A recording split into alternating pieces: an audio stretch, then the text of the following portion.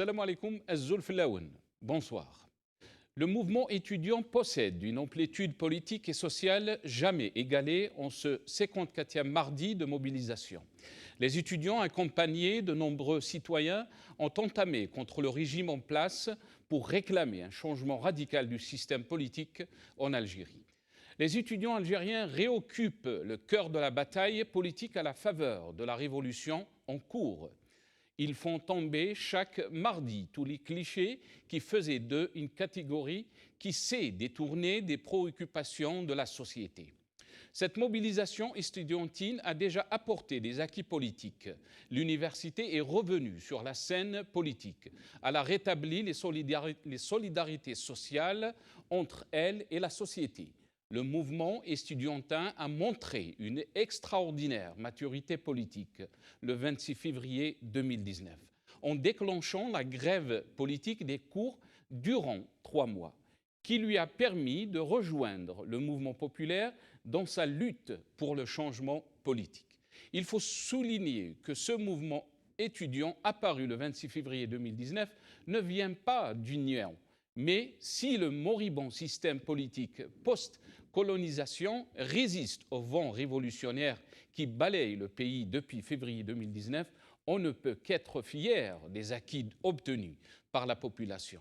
Quelques jours après la célébration du premier anniversaire du déclenchement du mouvement populaire, certains acteurs du Hirak semblent montrer des signes d'impatience, des tentatives d'organiser un congrès unificateur du mouvement populaire initié bizarrement la veille de la célébration du premier anniversaire de la révolte. Un autre groupe de personnalités et de syndicalistes réclamant du mouvement populaire a lancé une nouvelle initiative sous le générique de plateforme de la construction démocratique négociée. Ils reprennent dans la forme l'essentiel de la littérature du mouvement citoyen et des partis de l'opposition qui réclament la libération des détenus et l'ouverture des champs médiatiques et politiques. Mais dans le fond, le document énonce des solutions qui ne sont pas loin du projet du pouvoir actuel. Une sorte de solution médiane entre la feuille de route du pouvoir et celle du pacte pour l'alternative démocratique PAD. Cette initiative est la seconde du genre en l'espace de quelques semaines. À la veille de la célébration du premier anniversaire du mouvement populaire, un groupe d'activistes avait tenté d'organiser un congrès du Hirak. La rencontre n'a pas eu lieu faute d'autorisation administrative, mais parmi les acteurs du mouvement et au sein des observateurs de la scène politique, des questions se sont imposées. Beaucoup n'ont pas compris le sens d'une telle initiative à la veille d'une date qui devait en principe célébrer l'unité du mouvement populaire. Plus que les tentatives de division et les manœuvres du régime, c'est la crainte de voir des acteurs du Hirak mordre à l'appât du pouvoir qui constitue la hantise de beaucoup de militants. Les Algériens, Khawa Khawa, le peuple est uni, état civil et non militaire, et l'illégitimité du président, c'est les slogans phares scandés par les Algériens dans cette révolution pacifique. Quoi qu'on dise, le système politique algérien est traversé non seulement par l'antagonisme des clans, mais il est bel et bien par une symptomatologie que seul l'épidémiologue peut détecter les signes de la maladie. C'est plus qu'une maladie chronique qui frappe le système. C'est un état métastatique qui gangrène le pouvoir algérien. Cet éveil national algérien est le siècle des Lumières des temps modernes.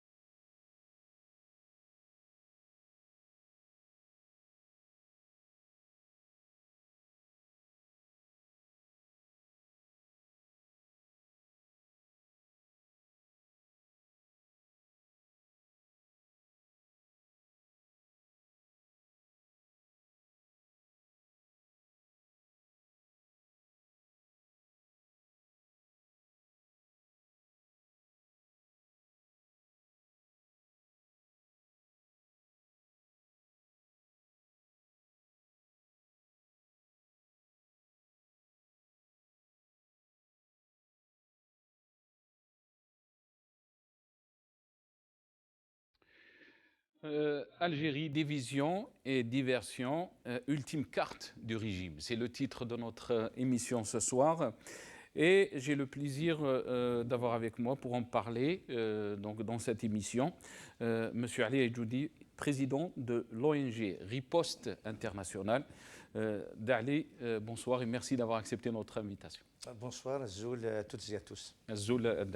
Et on aura aussi le plaisir, depuis le Canada, Jamila Harshawi, orthopédagogue, pardon. Jamila Harshawi est avec nous aussi. Jamila Harshawi, marhaba bik, bonsoir. Bonjour à tout le monde. Bonsoir plutôt, chez vous. Alaykoum salam. Bonsoir, Jamila Harshawi. Et on aura aussi le plaisir d'avoir Dr Sofiane Sakhri, professeur à Sciences Po, militant politique. Sofiane Sakhri, bonsoir. Marhaba bik. Bonsoir à tous, salam alaikum. Alaykoum salam, marhaba bik, c'est Sofiane. Et on aura aussi le plaisir d'avoir professeur Abdelwahab Zaatri, enseignant et chercheur depuis Constantine via Skype. Abdelwahab Zaatri, bonsoir, yatik saha ou marhaba bik. Bonsoir, bonsoir à tout le monde. Bonsoir, M. Khair. Restez avec nous, Abdelwahab Zaatri. Allez, Djoudi, je vais commencer cette émission par vous. Donc, 54e mardi, les étudiants toujours en force, sortis dans plusieurs villes aujourd'hui. Le Hirak est toujours en force, si on peut dire.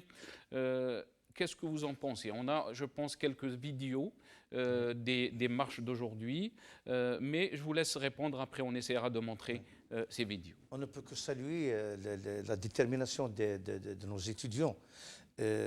Tout d'abord, c'est dans tous les pays du monde, donc c'est la matière grise, c'est la locomotive d'une nation, mais aussi s'inscrire dans la durée, ça prouve la maturité de nos étudiants.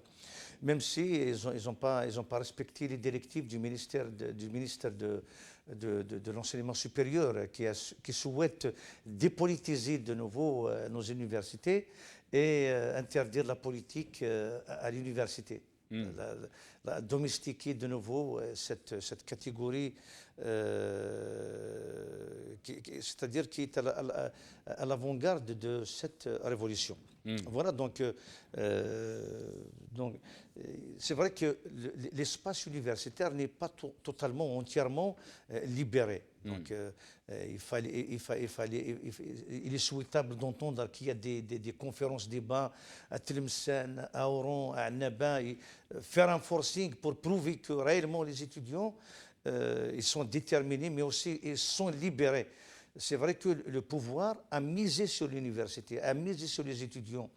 Il a tout fait pour la domestiquer, il a tout fait pour dépolitiser cette université et embrigader les étudiants dans des idéologies, dans des organisations satellitaires.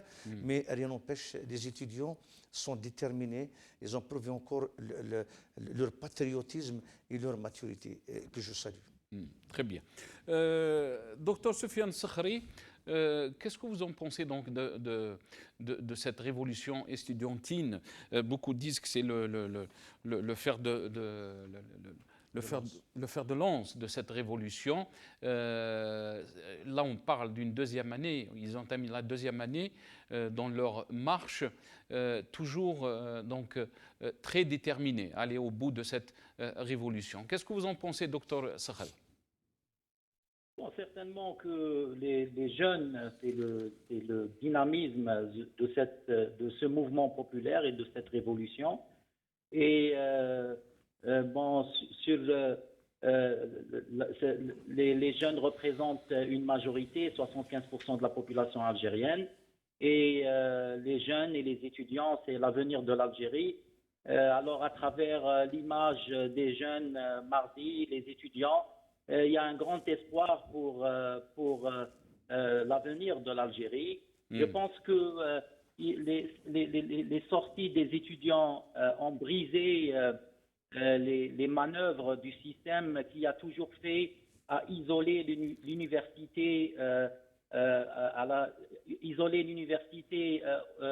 au dialogue sociétal et politique, parce que le système a toujours fait d'écarter les étudiants et d'écarter les enseignants à qu'est-ce qui se passe sur l'actualité politique. et il est toujours en train de faire des contraintes pour ne pas laisser l'ouverture d'expression et la liberté de penser à l'université algérienne. Et d'ailleurs, on est sorti pour l'exercice de notre liberté de penser. Alors, on est sorti dans cette révolution pour acquérir l'exercice de notre liberté de penser. Et on est sorti justement pour condamner toute atteinte par le pouvoir à la liberté de penser et le droit de l'initiative. Alors, je pense que les étudiants ont brisé ça et peut-être l'initiative a été prise par les étudiants parce qu'il y a quelques ou une minorité d'enseignants qui sont impliqués dans le Hirak, pas tous les enseignants qui sont impliqués, mais je pense que les étudiants, c'est une locomotive pour cette révolution. Ils sont présents les mardis, ils sont présents les vendredis, ils sont présents dans les réseaux sociaux. Alors ça, c'est un bon signe et je pense que c'est un signe qui donne de l'espoir pour l'avenir. Est-ce que vous pensez qu'ils ont brisé aussi tous les clichés qui faisaient d'eux une catégorie qui s'est détournée des préoccupations de la société? Oui, bien sûr, il y avait toujours un stéréotype que le jeune Algérien, il n'est pas conscient, il est incapable. On ne peut pas compter sur les jeunes, les étudiants pour construire cette nouvelle Algérie. Mais je pense que les étudiants ont démontré une grande conscience. Des fois, quand on parle avec les étudiants au sein de l'université ou au sein du Hirak, et on entame des discussions, on entame des analyses sur l'actualité politique en Algérie, la crise politique en Algérie, les problèmes qui existent, le contexte international. Et on trouve que cette génération, elle est très branchée, elle est très consciente, elle sait tous les conflits qui existent, les menaces qui existent, et ils ont une vision par rapport à l'actualité, ils ont une vision par rapport à l'avenir de l'Algérie. Alors, je pense que c'est un bon signe et on a une jeunesse formidable qui peut jouer un très grand rôle dans l'avenir. Très bien. Restez avec nous, docteur Sofiane Sakhri. Djamila Hachaoui, je reviens à vous. J'aimerais entendre donc ce que vous pensez de cette détermination des étudiants. On parle de 54e mardi et ils sortent toujours en force, déterminés donc à être la locomotive, comme l'a dit Dr Sofiane Sakhri, de cette révolution pacifique. Je tiens d'abord à les saluer parce que, en fait, c'est vraiment extraordinaire, en fait, de savoir à quel point ils accordent une attention à la chose politique et à quel point ils sont déterminés. Et rien n'a pu les arrêter, ni les fortes chaleurs, ni Ramadan, ni même durant, je veux dire, quand il y avait la relâche, les vacances en fait, ils ont quand même maintenu leur présence en force. Et franchement, c'est admirable. C'est toute mon admiration qu'ils sont vraiment l'oxygène en fait de la révolution, ou une locomotive, comme elle l'a dit aussi Sofiane Sakhri. Donc, c'est extraordinaire, en fait. La conscience, c'est vrai qu'à un moment donné, on les méprisait. Je veux dire que les gens n'arrêtaient pas de dire oui, terrassé. Mais en fait, tout ça, c'était des symptômes de ce régime métastasé, en fait, de ce régime qui a tout fait pour éloigner, en fait, la jeunesse et qui forme justement la majorité. Et ils ont tout fait pour les écarter. Et rien quand on voit les recteurs d'université, en fait, qui sont nommés par décret, donc ça veut tout dire. Donc ils veulent carrément. Ici, quand vous allez à l'université, vous voyez le taux d'associations universitaires qui sont au sein de l'université, des campus. Même quand il y a des étrangers, par exemple, vous allez trouver une association musulmane, vous allez trouver une association pour l'écologie, une association, c'est incroyable, c'est un vivier. Il y a tellement de conférences, il y a tellement de rencontres, des choses qui se font que vous n'avez pas le temps en fait d'aller tout voir. C'est un vivier du savoir, la transmission du savoir, comment elle se fait.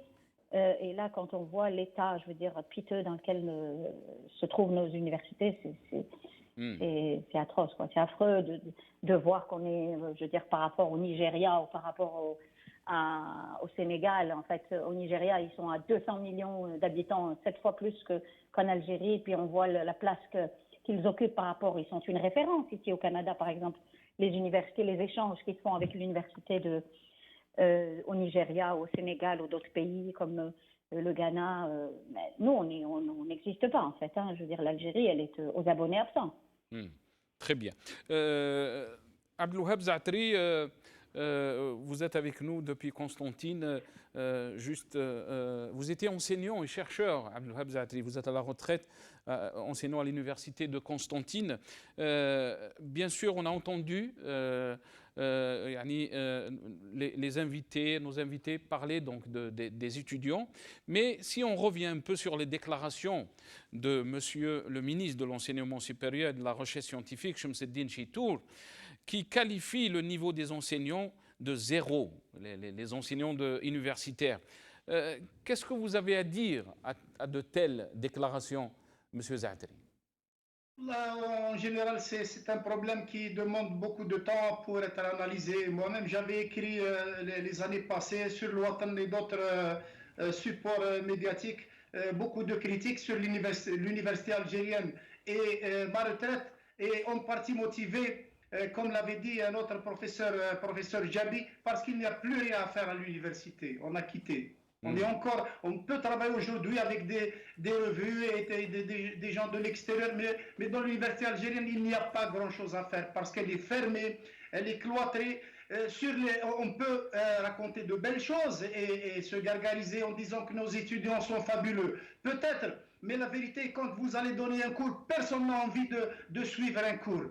Tout le monde ne s'intéresse qu'à des notes. Tous les problèmes, c'était des questions de notes pour passer. Il est arrivé même que tout le monde passe, que des gens fassent le doctorat avec des examens en moyenne avec 3 sur 20 dans des trucs de haute technologie, par exemple. Donc, c'est vraiment incohérent. Et le classement international est là pour nous indiquer où nous sommes, parce que nous, on peut dire qu'on est bon ou mauvais, mais les jugements extérieurs est là et il est impeccable. Sur toutes les années, les 20 dernières années, le classement de l'Algérie, les universités algériennes, elles étaient pratiquement hors classement. Donc, la vérité est là. Allez voir aussi les conseils scientifiques. Les conseils scientifiques, souvent, sont pris même par des groupes qui ont d'autres problèmes. C'était pour donner à des copains des stages à l'étranger, pour faire passer tel au doctorat, avec les mêmes conditions. On bloque un autre parce qu'on ne l'aime pas ou parce que... Donc, ce qu'il dit, c'est en partie vrai. Je ne dis pas que tout est noir. Même les étudiants rêvent de partir tous à l'étranger. Ils n'ont ni boulot, ils n'ont rien ici. Et quand on nous dit parfois, comme contre-exemple, ah, tu as vu, tel il a réussi. Ceux qui ont réussi en Europe ou aux États-Unis ou ailleurs, c'est par leurs efforts personnels plus que par ce que offre l'université algérienne. Donc, il y a une incohérence terrible dans l'université algérienne, mais cela dit, les étudiants ont eu la chance de subir ce choc, du Hirak. Le Hirak a réveillé tout le monde. L'université algérienne sur 20 ans, citez-moi une vingtaine d'universitaires vraiment qui ont fait des analyses critiques. Non pas, alors là, sur le système politique, on pourrait dire qu'ils auraient peur, mais sur l'université elle-même, une révision ou une critique de la situation. Vous n'en trouverez pas beaucoup. Les étudiants, alors là, c'était chacun, ils survivaient, ils avaient leurs conditions de vie qui étaient difficiles, ils voulaient des diplômes pour en finir avec l'université. C'était... D'ailleurs, l'état de nos hôpitaux, l'état de notre enseignement, c'est ça, c'est la formation qui se répercute sur ces institutions. Donc, c'est un problème très grave qui demande plusieurs peut-être une discussion beaucoup plus approfondie. Est-ce que vous pensez, Abdelouhab Zaatri, est-ce que vous pensez donc que ce Hirak a bousculé tout le monde, y compris les étudiants dont vous parlez? C'est plutôt ça. Ce n'est pas les étudiants ou les enseignants universitaires qui ont produit des idées comme Jean-Paul Sartre ou en mai 68 ou dans d'autres pays comme Noam Chomsky aux États-Unis. Donc ici, c'est la rue, c'est la pauvreté. Il y avait des universitaires, c'est vrai. J'ai connu dans les étudiants qui ont fini leurs études, qui sont très actifs dans le Hirak. Mais c'était la rue qui les a formés. C'est les stades, c'est la misère, c'est quand ils n'ont pas de boulot, quand ils sont sous-payés dans des boulots provisoires. C'est ça c'est tout ça qui a créé cette misère morale et matérielle qui a provoqué ce changement. Et ce Hirak est vraiment béni parce qu'il a secoué ses étudiants et maintenant ils commencent à prendre conscience de leur rôle et ils sont dans la rue à revendiquer le changement nécessaire à l'Algérie parce que qu'est-ce que vous voulez, nous avons été gérés par des charlatans sur 20 ans et ces charlatans ont démoli l'Algérie et ils ont humilié tout le monde, étudiants y compris. Pas seulement les étudiants, mais les plus grands cerveaux de l'Algérie ont été humiliés, isolés. Et s'ils ne sont pas devenus fous aujourd'hui, c'est qu'ils se sont enfouis quelque part en France ou au Canada. Donc, c'est terrible, le système doit changer et nous sommes tous d'accord, étudiants. Et peut-être les étudiants sont encore les premières victimes de ce système parce que ils n'ont pas de boulot, leur formation est fragile, elle n'est pas adaptée au niveau international. Quand ils veulent sortir à l'étranger, tout est bloqué. On a besoin de visa, eux, ils n'ont pas les conditions pour aller ailleurs. Donc, pour faire des projets, même les plus talentueux entre eux, s'ils veulent faire des projets, ils ne peuvent pas parce que ils n'ont pas accès à l'administration. L'administration ne donne des projets qu'au fils de Wali, le fils de tous ces charlatans qui nous ont... Donc, voilà un peu la situation. Il y a une grande injustice dans les universités, dans tous les domaines. Très bien. Restez avec nous, Abdelwahab Zaatri. On va juste essayer de voir ce qui s'est passé aujourd'hui dans les villes algériennes où les étudiants sont sortis, encore une fois. On va commencer par Alger, si c'est possible.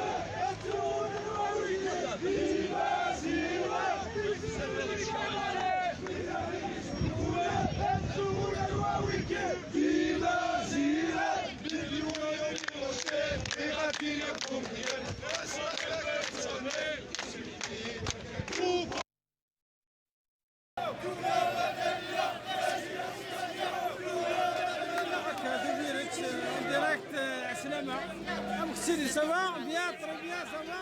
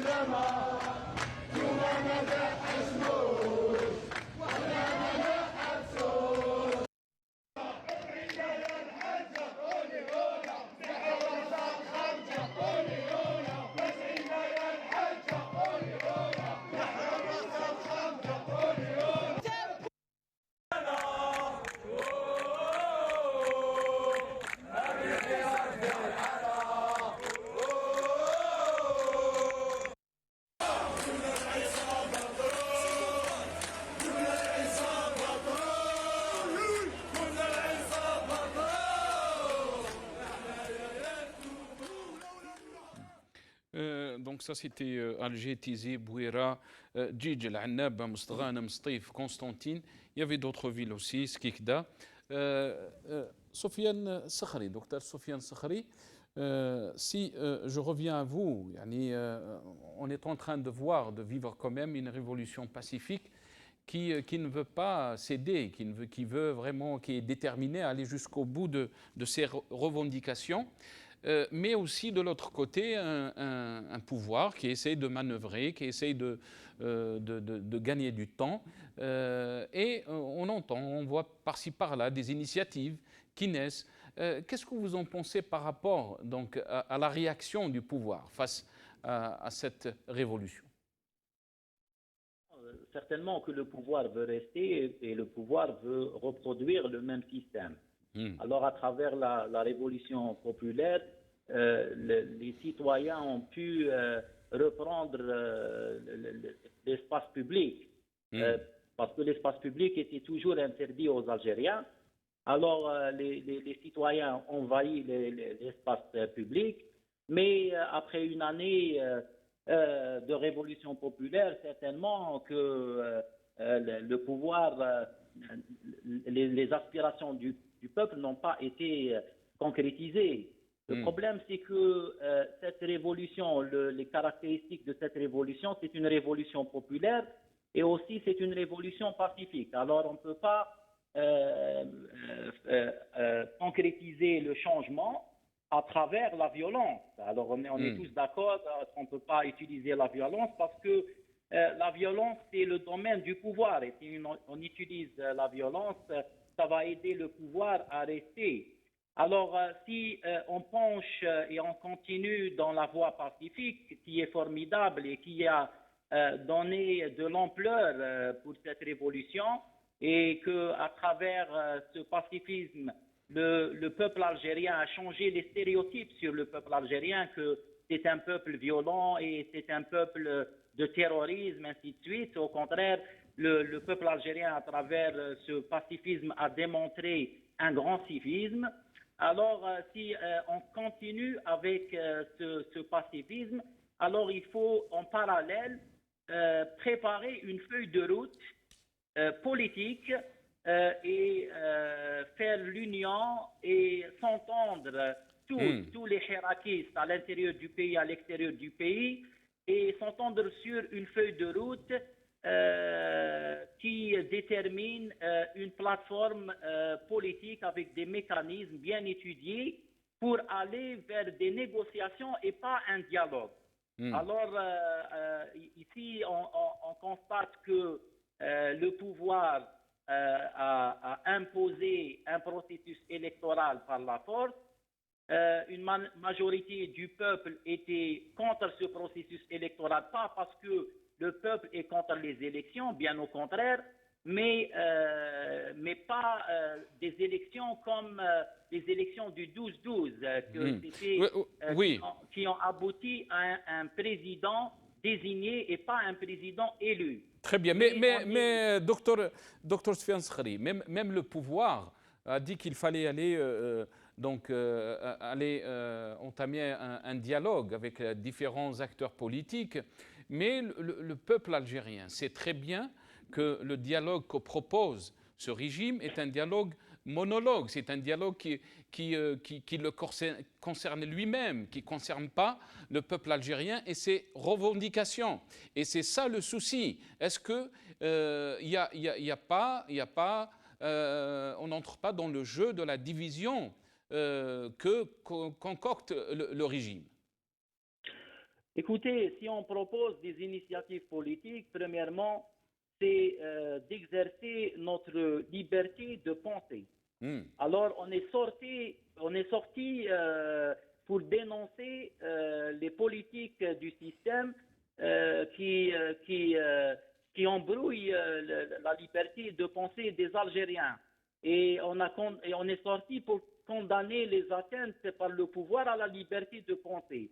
Alors, tout Algérien et tout hiérarchiste et toute personne qui a une envie pour une Algérie nouvelle et et pour un changement réel et un changement pacifique et un changement radical du système a le droit d'initier et a le droit de penser. Alors, c'est un droit de proposer. Si on propose une plateforme politique ou une feuille de route, ce n'est pas une tentative de division parce que on peut pas aller à une tentative de division en pleine révolution. Et nous, qui ont joué un rôle avant la révolution, le déclenchement de la révolution, un rôle pour sensibiliser les Algériens pour sortir et pour dénoncer pour dénoncer les pratiques du pouvoir. Alors je pense qu'il y a une grande différence entre le dialogue et la négociation. Parce que je sais que, par exemple, dans l'initiative qu'on a proposée... Oui, docteur Soufiane Sakhri, juste pour rappeler à nos téléspectateurs que vous avez lancé le Front pacifique du mouvement populaire, ce qu'on appelle Jabhat al-Hirak Sha'bi Silmi. Et vous faites partie de ce front. Écoutez, nous, on a proposé une plateforme. Est-ce que vous êtes membre de ce front, c'est Sofiane? Est-ce que vous êtes membre de ce front? Écoutez, moi, j'ai participé à l'élaboration de cette plateforme.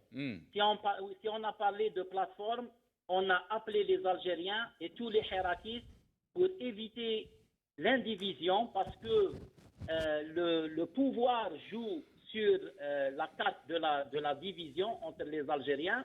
On a proposé l'idée du front pour que les Hirakistes soient unis dans un front et dans un cadre avec une seule feuille de route, avec des mécanismes bien précis pour confronter la feuille de route du système et pour faire barrage très bien. Du système. Très bien, mais est-ce que vous pensez, écoutez, parce que je vais vous laisser Sofiane Sakhri, c'est très important, moi je vous connais très bien et je pense que les Algériens vous connaissent aussi, mais la question, c'est Sofiane, la question, parmi donc les membres de ce front pacifique, il y avait le porte-parole de la campagne électorale de Tebboune qui est rejeté par le peuple algérien en tant que président.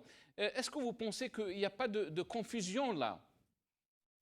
Écoutez, justement, merci de m'avoir posé cette question parce que il faut que je dénonce la tentative de manipulation de l'image qui a été exercée par l'une des chaînes du pouvoir, qui est la chaîne du Biled, la chaîne Qanat al-Biled, qui est venue pour couvrir l'événement et qui a fait une manipulation de l'image parce que M. Lagab n'était pas présent dans cette initiative, il n'était pas présent dans la conférence, il n'était pas invité et on n'a pas de relation avec M. Lagab.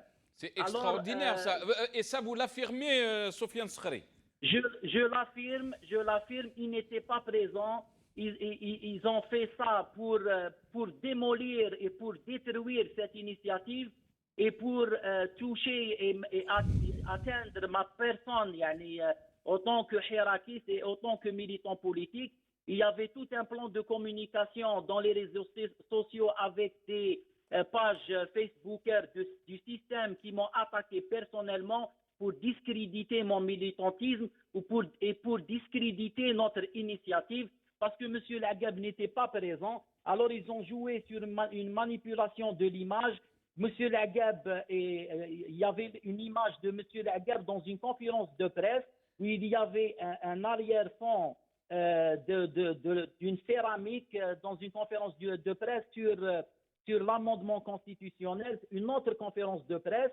Et comme par hasard, notre rencontre, l'arrière-plan de la salle, il y avait de la céramique. Alors qu'est-ce qu'ils ont fait une fusion d'images, l'image de notre conférence, l'image de Lagab. Ils ont donné un reportage, ils ont propagé le reportage dans les réseaux sociaux et le plan de communication pour discréditer l'initiative et me discréditer autant que personne est commencé. Alors je dis que la manœuvre de la chaîne Biled démontre qu'on a proposé une chose pour assister le mouvement populaire parce que le pouvoir joue sur le dialogue, joue sur le dialogue pour...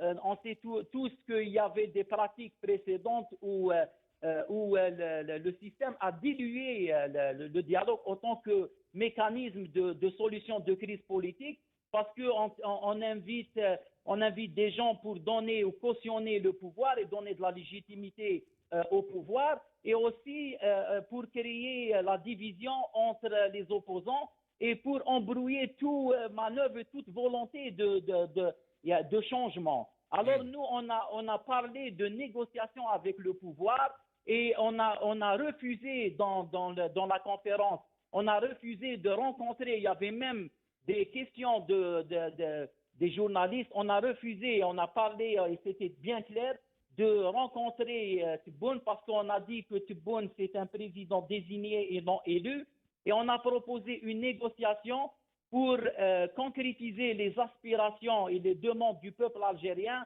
à travers des négociations. Quand on parle, parce que contrairement au dialogue, les outputs ou les résultats des négociations sont exécutoires, mais les outputs d'un dialogue sont consultatifs. C'est ça la différence. Quand on a appelé à un front non partisan, parce qu'on sait que le pouvoir est en train de jouer la carte de division idéologique. Et le pouvoir est en train il va faire créer des partis politiques pour diviser le Hirak. Alors on a appelé un front non partisan où tous les espaces, tous les hiérarchies à l'intérieur du pays, à l'extérieur du pays, doivent être dans un front uni pour confronter le pouvoir avec les sorties à la rue, comme on fait le mardi et vendredi, mais ça, c'est pas uniquement les sorties. Alors, il faut accompagner et assister le Hirak avec une feuille de route bien déterminée. Très bien. Donc, vous affirmez, Dr Sofiane Sekhri, que Mohamed Lagab n'était pas là et que c'est un montage. N'était pas là et c'était une manipulation de l'image. Et merci de m'avoir donné cette occasion pour parler. Et je vais dire que, parce qu'il y avait des critiques, ils disent comment ça se fait que les chaînes du pouvoir ont assisté. Ça se voit que l'initiative a été parrainée par le pouvoir. Oui, ces questions étaient posées parce qu'il y avait beaucoup d'initiatives et qui étaient refusées. On ne leur a pas donné le droit donc, de se réunir dans une salle ou autre. Donc la question c'était comment vous avez eu ce droit pour se réunir? Bien sûr. Alors il faut juste souligner que depuis le 4 janvier, la plateforme elle était prête depuis le 4 janvier. On a diffusé la plateforme dans les réseaux sociaux avec des réactions de la population. On a parlé avec d'autres espaces et on a parlé avec beaucoup de hiérarchistes, beaucoup d'enseignants et d'étudiants dans les wilayas, d'autres universités à l'extérieur avec la communauté et tout. Alors on a demandé une autorisation auparavant et on n'a pas obtenu l'autorisation pour faire cette conférence. Et après on a dénoncé ça à travers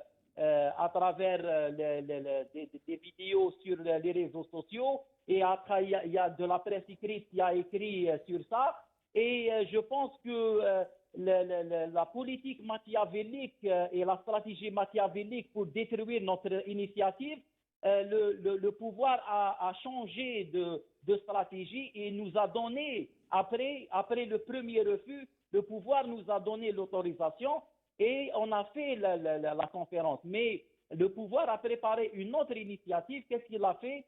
Il nous a donné l'autorisation. Il y a quelques chaînes privées qui ont assisté. Et ces chaînes privées, parmi eux, c'était Qanet Biled, c'était la chaîne de Biled. Et la chaîne de Biled a été présente pour faire cette manipulation, pour démontrer et discréditer cette initiative. Et en démontrant que M. Lagab a été présent. Et je dois souligner juste un point, mon frère, que si cette initiative a été parrainée par le pouvoir, pourquoi après suite à cette rencontre, les chaînes de télévision n'ont pas parlé sur ça, n'ont pas invité leurs clients politologues et tout pour débattre cette initiative. Jusqu'à présent, il y a juste la chaîne El-Ouras et la chaîne Magharibiya et la chaîne Radio M en Algérie, qui est une chaîne sur YouTube, qui m'a invité pour débattre cette Très bien. initiative. Très Ça, bien. c'est une preuve que la présence des chaînes et l'autorisation a été donnée pour exercer Discréditer. une autre stratégie pour discréditer notre initiative, qui est une initiative fédérateur pour assister et ne pas représenter le Hirak. Parce qu'on était bien clair dans notre plateforme, on a dit on est là pas pour, c'est notre devoir autant qu'intellectuel à proposer, assister les Hirakistes, assister notre évolution avec une feuille de route politique, mais on n'est pas ici pour représenter le Hirak parce qu'on est convaincu que la représentation du peuple algérien doit se faire à travers des élections transparentes. Docteur Sofiane Sakhri, restez avec nous. Monsieur Ali Djoudi, quand on entend Docteur Sofiane Sakhri, c'est extraordinaire quand même qu'une chaîne de télévision monte des images et fait montrer comme quoi une telle personne a été dans cette rencontre.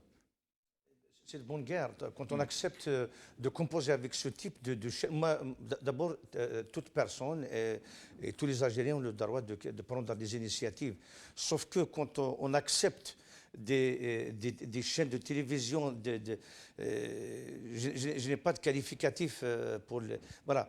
Donc, les accepter, c'est une façon d'abord de jouer le jeu du pouvoir. Nous savons bien que ces chaînes, c'est des chaînes pro-pouvoir, c'est des chaînes qui sont une partie de cette Aïsaba. Quand on les accepte dans nos réunions, donc il faut accepter les conséquences. Donc pour moi, il n'y a rien de nouveau. C'est des chaînes qui roulent pour briser toute l'unité de ce Hirak. J'ai bien dit que je respecte l'initiative, mais pour dire qu'on a créé justement cette initiative pour unifier le Hirak il est unifié. Le peuple est unifié plus que jamais depuis l'indépendance, depuis l'existence de cette nouvelle Algérie en 1962.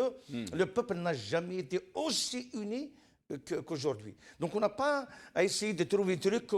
Donc ils sont libres de s'organiser, mais essayer de structurer il a bien dit, le docteur Sakhri, ce n'est pas pour structurer le Hirak, mais libre à chacun d'interpréter l'initiative. De faire des propositions. Moi, j'ai compris dès le début que l'idée, c'est de structurer ce mouvement. Et d'ailleurs, je dirais que le pouvoir est en train de tout faire pour structurer le pouvoir.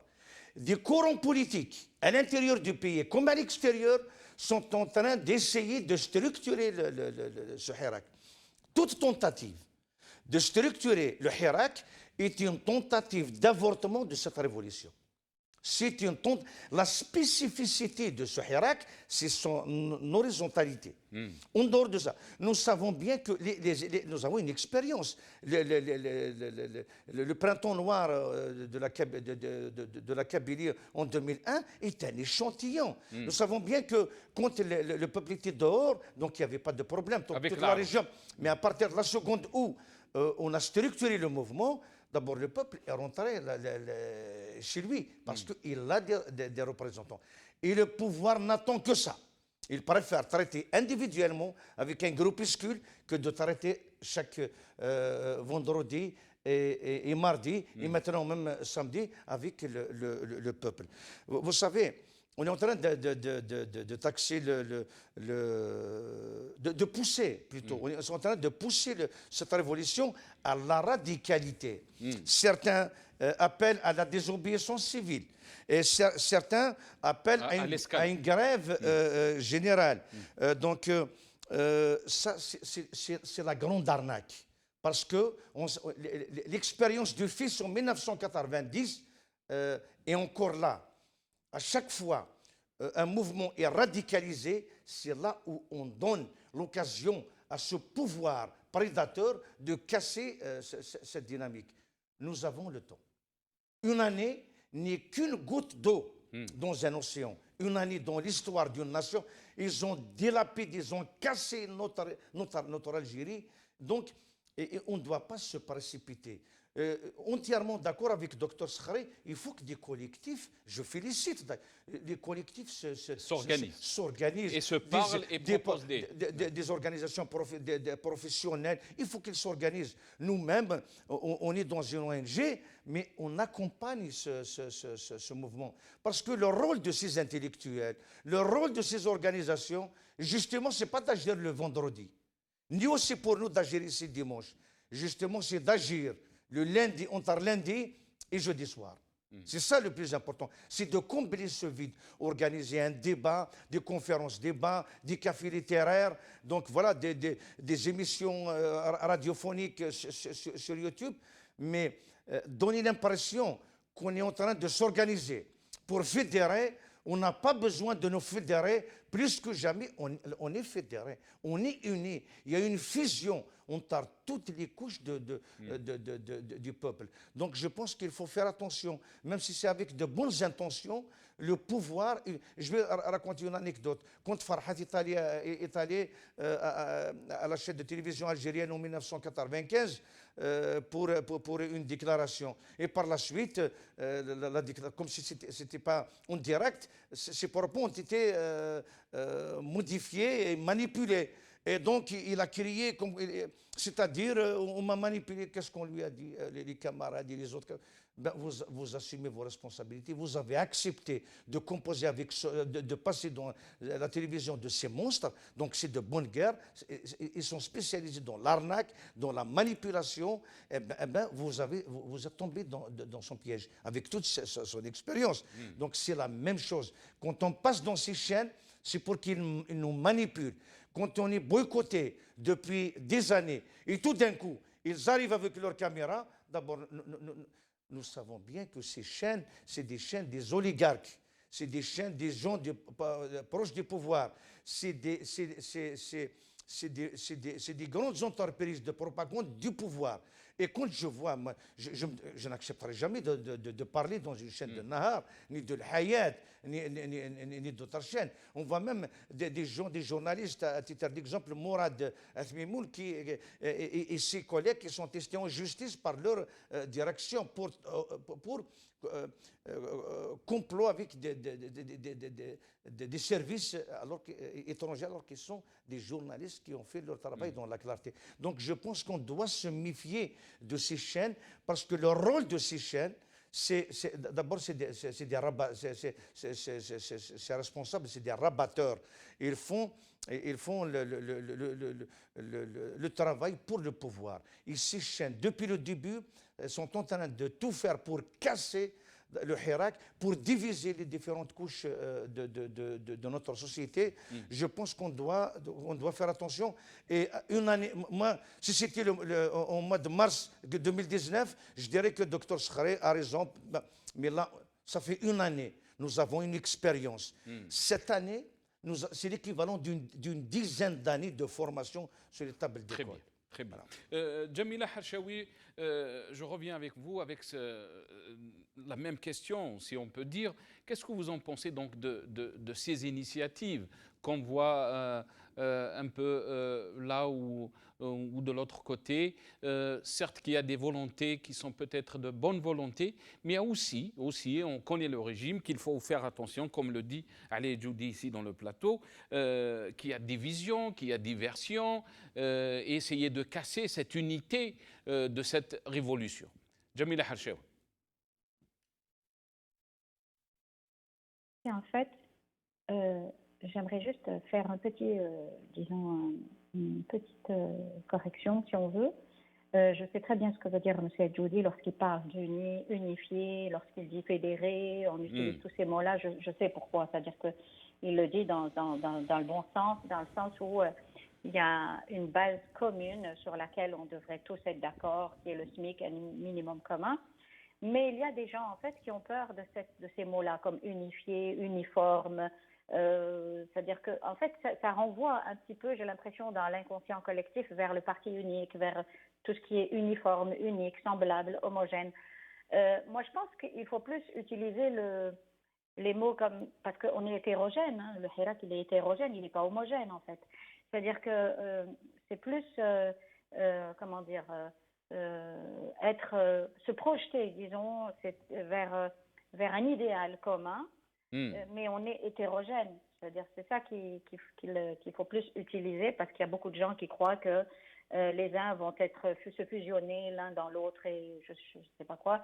Donc, c'est pour ça qu'il y a et c'est sur ça qu'ils sont en train de tabler, ceux qui sont en train de diviser. Donc, il y a des tentatives j'appellerais ça un peu de l'excommunication. Hein. On t'excommunie, donc on dit que ce sont souvent les salafistes qui t'excommunient, ils kaffark parce que tu n'es pas. C'est comme si les gens ont envie qu'on se ressemble, qu'on soit tous, c'est-à-dire que selon ce qu'ils ont dans leur tête, ils ont des caractéristiques, une fiche. Voilà, si tu es comme ça, ils cochent. Tu vois, c'est-à-dire qu'on n'est pas des humains, on est rendu comme étant des robots. Tu as un caractéristique 1, il coche, 2, il coche, puis dès que tu n'as pas ça, donc tu es excommunié en fait. C'est juste une petite précision que je voulais apporter. Mais quand il parle d'unité, Jamila Hachaoui, je vais vous rendre la parole.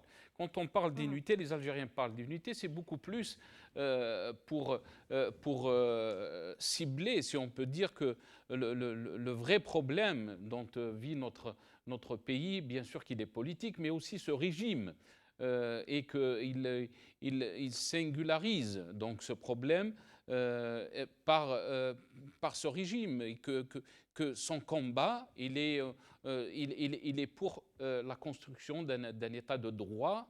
Je pense qu'on parle, l'unité essaye de montrer cet objectif, je pense. Oui, tout à fait, en fait. Moi, je comprends, en fait, quand les gens disent, oui, le Hirak, c'est-à-dire unifié, uniforme, tous ces trucs-là. Mais ce que je veux dire, c'est que, en fait, c'est comme si, par exemple, on peut, par exemple, dire, il y a même des gens qui ont utilisé, bon, je trouve que c'est vrai que c'est beau, on dit oui, entre nous, hawa, hawa. Bon, on le dit hawa, hawa en darja, mais ça ne veut pas dire que je vais tous les matins faire une lettre d'amour à quelqu'un qui est avec moi dans la manifestation. C'est pas ça. C'est comme par exemple moi ici au Canada, c'est pas tous les matins que je dis à mon voisin je t'aime ou à quelqu'un que je connais pas, mais c'est plus une relation de respect. C'est plus ça en fait. C'est-à-dire que c'est même pas une question de tolérance, parce que même quand on dit dans le Hirak par exemple l'islamiste ou la laïciste ou peu importe l'obédience de quelqu'un, même quand on dit il y a la tolérance, j'aime pas ce mot tolérance dans quel sens? C'est-à-dire dans le sens où, parce que quand tu dis tolérance, je te tolère. Ça veut dire que, bon, tu n'es pas vraiment correct, mais je te tolère. C'est-à-dire que je fais un effort. C'est même pas de la tolérance, c'est plutôt de la bienveillance et c'est du respect. Voilà, c'est beaucoup plus une relation de respect. Donc, le respect, moi j'adore ce mot parce que c'est respect par rapport à ton semblable, par rapport à ce qui est différent de toi, par rapport à le qanoun, par rapport à un idéal commun, c'est ça, c'est plutôt le respect. Et les gens qui sont dans une posture un peu arbitraire, qui ont peur, en fait, par exemple, j'ai entendu certains, par exemple, sur Facebook, qui font des attaques. Il y a eu des gens qui ont été à République pour confisquer le micro, pour s'attaquer, je veux dire, à X ou à Y et tout. Bon, ils ont le droit de ne pas aimer telle mouvance. Ils ont le droit de ne pas aimer tel, je sais pas, tel parti. Mais le problème, c'est que là, ils sont dans une posture d'attaque, de manque de respect. C'est déjà pas le moment. Et puis en plus, on n'a pas eu le temps de se connaître. C'est-à-dire que, vu ce qui est arrivé, vu la décennie que nous avons vécue, les uns n'ont pas connu vraiment les autres. Parce que le contexte dans lequel nous étions, c'était un contexte je veux dire, trouble, des circonstances qui ont fait qu'on ne s'est pas connus. C'est-à-dire celui qui est de telle obédience et l'autre qui est de l'autre obédience, on n'a pas eu le temps de se connaître. Donc vous pensez, Jamila Hachaoui, si on n'a pas eu le temps de se connaître, vous pensez ceux qui appellent donc à la structuration de ce mouvement, ils se trompent et qu'une année c'est rien. Au contraire, on est en train de se découvrir en tant qu'Algériens, on est en train de se parler et surtout le mot que vous avez utilisé, que vous aimez, on est en train de se respecter. Exactement. C'est ça, c'est qu'on est en train d'apprendre à se respecter, à respecter notre, notre rue, à respecter notre espace, à respecter celui qui parle, à respecter celui qui a une idée tout à fait différente, même si je ne suis pas d'accord avec son idée, mais il a totalement le droit de l'exprimer. Il doit pas, pourquoi on doit cocher, on doit mettre quelqu'un sur une fiche puis cocher comme si il s'agissait de cela. On n'est pas une marchandise, on est complexe. chacun, pourquoi tu dois me mettre dans une case? Je ne suis pas un jeton, je ne suis pas une bûchette. Tu n'as pas à m'excommunier parce que comme ceux qui ont essayé d'excommunier, comment il s'appelle, du Hirak, Bouchachi, l'avocat Bouchachi, Bourga et Samir Blarabi, ils sont tout à fait libres d'exprimer de ce qu'ils veulent, d'aller où ils veulent et de faire ce qu'ils veulent. Ils sont pas, tu n'es pas plus citoyen, celui qui les critique, il n'est pas plus citoyen. Ça c'est par rapport à leur visite à Cheikh Ali Oui, Belhaj. Ali Belhaj. Très bien. Oui, Ali Belhaj, tu te tolères à toi-même ce que tu tolères à Ali Belhaj. Je veux dire, tu n'as pas à lui tolérer, gars. C'est pas de la tolérance. Tu respectes. Tu respectes celui qui est différent de toi. La rue ne t'appartient pas, l'Algérie ne t'appartient pas. Et puis, on est en train de faire ça aussi pour des générations qu'on ne va peut-être pas connaître. Je veux dire, on va pas connaître les générations qui viendront. Ils auront le temps. D'ici peut-être, je ne sais pas moi, peut-être une dizaine, 20 ans, il y aura une communauté peut-être comme le Hirak par exemple, il y aura une communauté de Chinois. Parce qu'il y a des Chinois en Algérie, qu'on le veuille ou pas. Donc c'est comme ça, on apprend à se respecter mutuellement. Très bien. Tu n'as pas plus de droits que moi. Très bien. Et comment vous évaluez donc ces initiatives? Dr Sofiane Sakhri nous a parlé donc de cette rencontre du Front pacifique du mouvement populaire. Est-ce que vous pensez que c'est des initiatives qui sont intéressantes et qui vont dans le bon sens et qui vont dans le sens aussi des revendications des Algériens et de cette révolution, ou c'est trop tôt? Il faut faire attention parce que le régime aussi, il a des moyens, il a des outils pour essayer de dévier ou de casser cette unité des Algériens. Oui, bien sûr qu'il faut toujours se méfier, c'est certain, parce que, bon, c'est vrai que Sofiane Sakhri parle un peu de stratégie, de pouvoir, et je pense qu'ils n'ont ni feuille de route, ni stratégie, ni rien.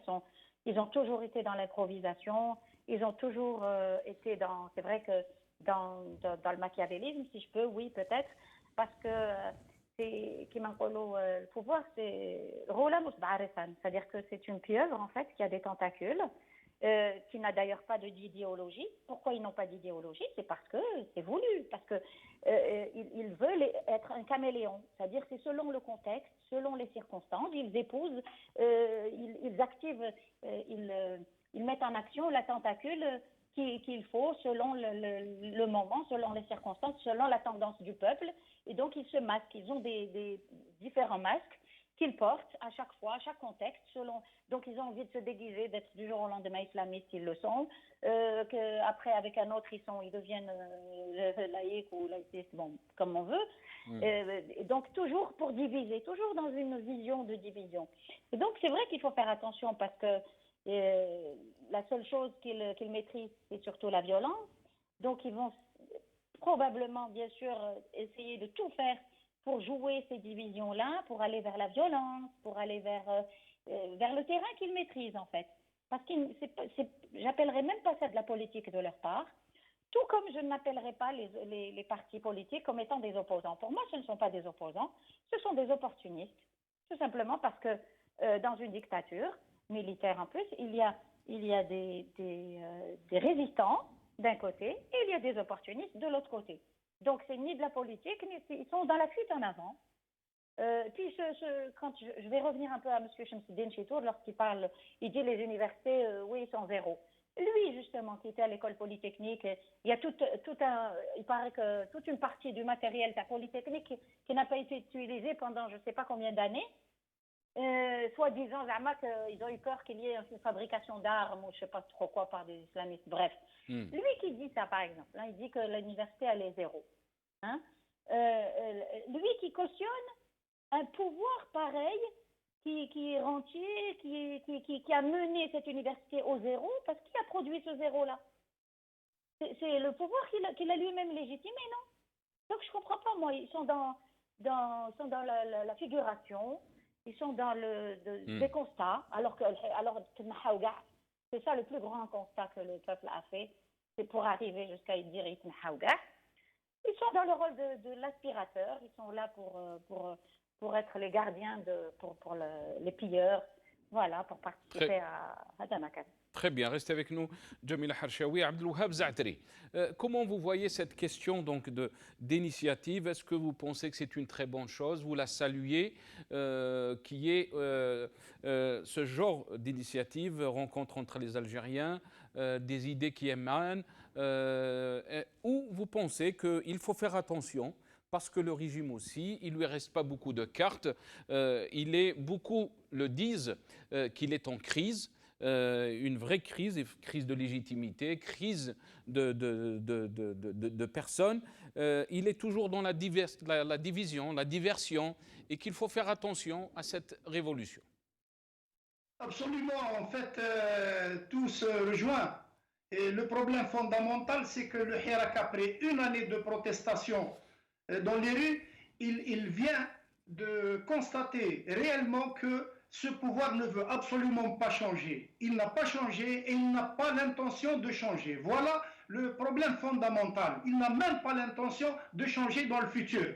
Donc, il y a une véritable inquiétude pour le Hirak. Et les choses étant ce qu'elles sont, le pouvoir fait feu de tout bois. Quand il voit quelqu'un aller vers Ali Belhaj, il va dire « Ah, voilà, maintenant c'est l'association avec l'islamisme et l'intégrisme ». Quand il trouve quelqu'un qui allume une cigarette, il dit « Ah, voilà, celui-là, il va amener de la drogue au RCD ». Donc, ce pouvoir fait feu de tout bois. Quand quelques personnes s'organisent et il dit s'il a un ascendant sur quelqu'un d'entre eux, il va dire ça c'est bien. Si c'est des vrais opposants, il ne va même pas les autoriser. Donc, tout cela est clair, le pouvoir n'a pas l'intention de changer. De l'autre côté aussi, le Hirak, quand il est sorti, il n'a pas demandé l'autorisation d'un quelconque leader, aussi intéressant et médiatisé soit-il. Il n'a pas suivi les instructions d'un parti grand ou petit, bien intentionné ou mal intentionné. Donc le Hirak, il faut bien le comprendre, c'est un processus salutaire parce qu'il n'y avait pas d'autres alternatives pour sauver l'Algérie. Après que ces enfants ont commencé à se jeter à la mer pour mourir, pour fuir ce pays, si on avait donné des autorisations sorties aux Algériens des visas, probablement ce pouvoir serait resté seul avec ces méthodes. Donc, le Hirak, c'est un mouvement de sauvegarde de l'Algérie dans des conditions critiques, véritablement critiques.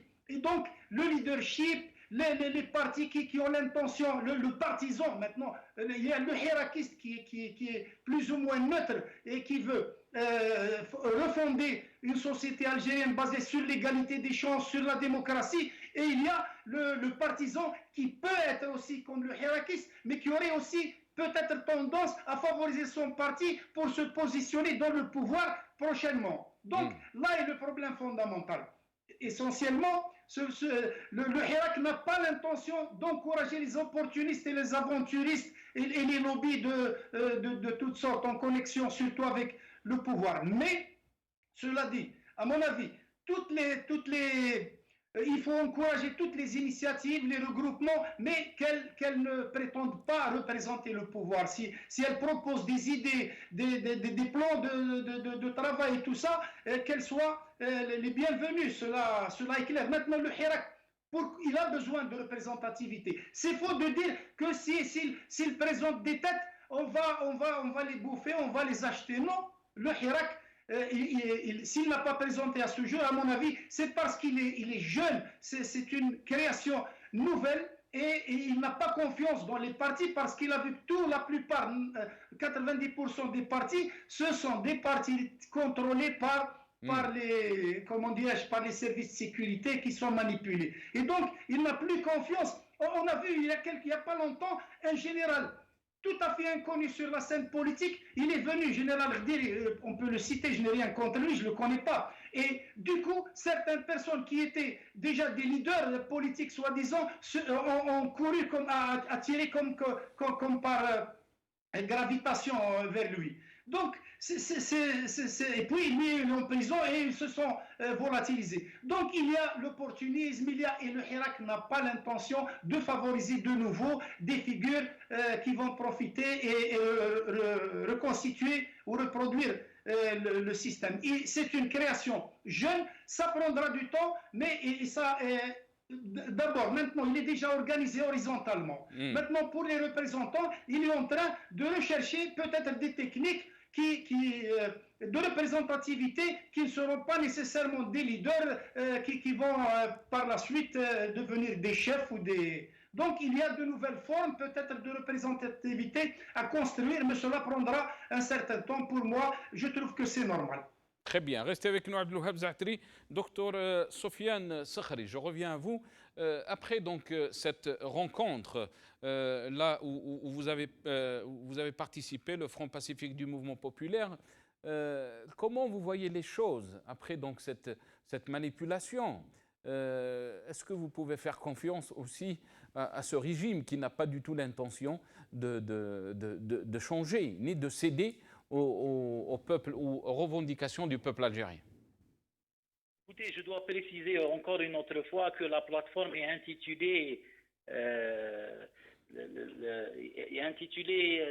la plateforme de la construction démocratique négociée et pas un front. On a appelé les Algériens à installer un front non partisan.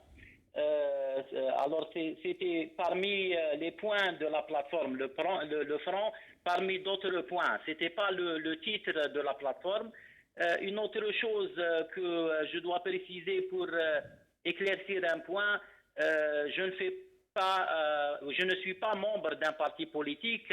J'étais dans un parti politique et j'ai quitté en 2015. Alors si j'interviens et si je suis dans le Hirak, je suis autant que citoyen et autant que militant. Très bien. Et on ne cherche pas le leadership. Hein, parce que si on cherchait le leadership, on pouvait bien vendre notre CV pour atteindre le leadership. Juste pour souligner ce point. Très Maintenant, si on parle... moi, personnellement, je pense qu'il y a deux formes de révolution. Il y a la révolution pacifique et la révolution violente. Alors, si on va pencher dans la révolution violente, par la violence, on change les institutions. Alors, si on veut changer le président, on va à El Moradia. Si on va changer le Parlement, on doit envahir le Parlement et on doit créer une anarchie. Et ça, c'est pas pour le bénéfice du Hirak ou bien au contraire. Mais les Algériens, Sofiane Sakhri, les Algériens étaient très clairs par rapport à ce point. Très clair qu'ils voulaient. On va donner de l'occasion au pouvoir. Alors, les caractéristiques de cette révolution est une révolution pacifique. Très si bien. On parle de révolution pacifique. Dans chaque révolution, il y a un communiqué ou une charte. Alors, et on sait très bien que le pouvoir joue la carte de l'essoufflement du Hirak avec le temps.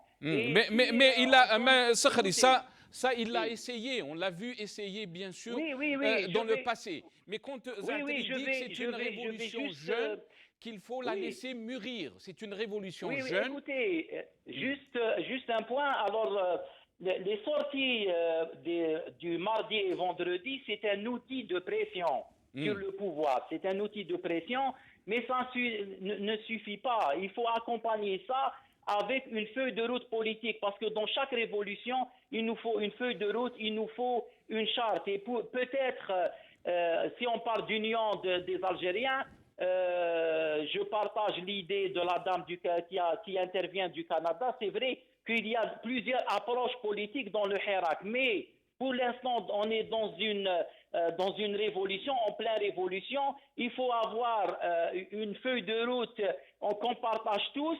Et après, quand on fait pression sur le système pour le changement, quand il y a des conditions pour des élections transparentes et pour le changement, chaque groupe et chaque approche politique apparaît pour la compétition et la concurrence sur le plan électoral. Mais je pense qu'il faut accompagner le Hirak avec une feuille de route. Il faut accompagner le Hirak avec une stratégie. Il faut pas avec une stratégie politique, avec des mécanismes. Et si nous on est en train de se parler, de se connaître. Si on va continuer comme ça à se parler, à se connaître, en parallèle, le pouvoir est en train de nous bouffer, le pouvoir est en train de détruire l'Algérie, le pouvoir est en train d'acheter la légitimité de l'extérieur en vendant les richesses de l'Algérie. C'est pour ça qu'il faut jouer sur deux stratégies. C'est ça notre proposition. La première stratégie, c'est le Hirak autant que moyen et outil de pression. Mais en parallèle, il faut réfléchir et s'organiser, pas se structurer pour former un parti politique. On n'a pas appelé un front pour... Mais il faut accompagner le Hirak, vous êtes en train de dire. Oui, pour assister le Hirak avec une stratégie. Très bien, parce que les stratégies du pouvoir sont des stratégies il ne me reste pas diaboliques. beaucoup de temps, restez avec moi. C'est très important ce que vous avez dit. On va donner la parole aux autres invités. J'aimerais aussi entendre votre réponse par rapport à ce qu'ils vont dire. Allez, Jouni, il faut accompagner ce Hirak avec une feuille de route et avec une stratégie, dit Sofiane Sakhari. Oui, rien qu'on entend le fait d'écouter un front. Est-ce que le Hirak, ce n'est pas un front? Pourquoi les gens ne créent pas leur propre structure, leur cercle de réflexion, leur association, leur ONG? Ils ne sont pas obligés de demander un truc, demander de l'agrément, mais qu'ils se constituent. Pourquoi prendre le Hirak s'il faut que ça soit au nom du Hirak et faire semblant que non, c'est pas le... C'est ça qui gêne. La spécificité, on n'a pas besoin d'un front. On est dans un front. C'est lui qui veut créer un front. Ça n'existe pas un front non politique. Ça n'existe pas. Un front qui n'est pas politique. Un front, il est politique. Ceux qui veulent s'aventurer, c'est-à-dire une aventure partisane, c'est bien. Il n'existe pas de démocratie sans parti politique. Maintenant, il faut créer de nouveaux partis politiques. Juste encore, s'il vous plaît, dire qu'il faut que quelqu'un s'exprime. Mais le Hirak s'exprime chaque vendredi. Il n'a pas besoin d'une déclaration écrite par 3 personnes. Il y a 20 millions qui s'expriment. On va laisser rebondir. C'est Sofiane, si vous voulez rebondir très vite, parce que je dois donner la parole à Jamila Harshawi et Abdelwahab Zaatari. Très rapidement. Oui, mais le Hirak s'exprime dans la rue, mais il faut une stratégie politique parce que comment on doit envahir, comment on doit faire les changements au niveau des institutions. Il faut préparer une feuille de route politique, il faut s'organiser dans un front et puis il faut aller vers des négociations parce que cette révolution, et je ne parle pas de dialogue, cette révolution, c'est une révolution pacifique. Alors, il faut aller vers les négociations. Pour aller vers les négociations, il faut travailler sur installer un front avec une stratégie politique. Parce que la révolution, elle n'est pas une révolution violente. C'est ça, on ne compte pas d'organiser un parti. Quand on va aboutir à travers les négociations, quand on installe un front, on installe une stratégie unique pour le Hirak, stratégie politique.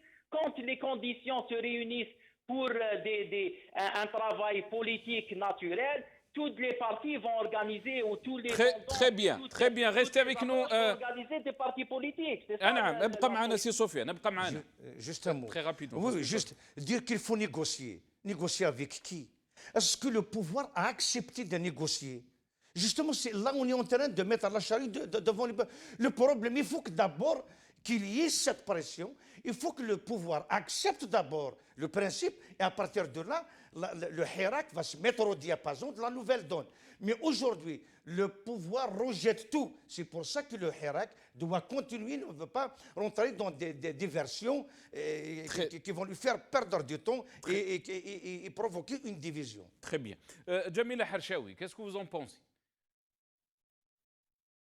Moi, je vous dis franchement, c'est-à-dire par rapport à Sofiane Sakhari, bon, je comprends ce qu'il veut dire, mais sauf que pour moi, il faut se méfier, car comme l'a dit Jody, je veux dire, le Hirak, ses revendications sont claires.